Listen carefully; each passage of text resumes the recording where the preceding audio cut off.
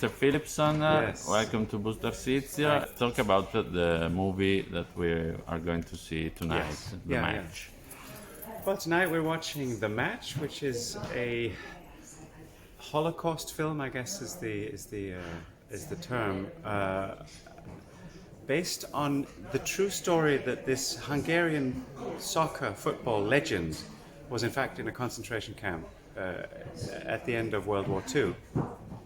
And in our story, I'm not sure how much of it is actually fact or fiction, but in our story, the commander of the camp, which is the part that I'm playing, he finds out that this football legend is in the camp and he wants to arrange a football match, which he expects the Nazis will win over all the poor, starving people from the camp. And so we follow the building of the football team and the match. It's Franco Nero, Yes. who is one of the stars of this movie. I'm extremely proud to be in the same movie, but we actually didn't get to play together, unfortunately, okay. because his part in the film is remembering what it was like when he was as a boy in the camp. So by the time he was in the movie, I was a very old German man. Okay. And your most famous character was John Fitzgerald Kennedy. Yes, of course. Yes. A couple of times now, yes. There's another movie this summer as well, yes. Some risk to be identified so much with Well, do you know what? characters so important. It could be. I think for me, it's relatively late in my career. I don't like the word career, but I mean it's relatively late for me to suddenly be doing JFK. And he is such a rich, interesting person.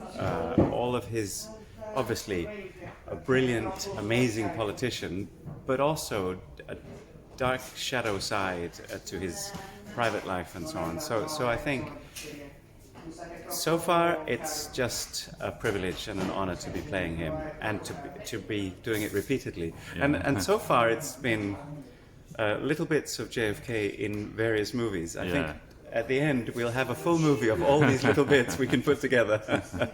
Late summer or autumn this year, hopefully, for it to come out. Yes, and it's produced by Netflix and Plan B, so I think Netflix and possibly also cinemas. And obviously that's a very, very different Kennedy. Yeah.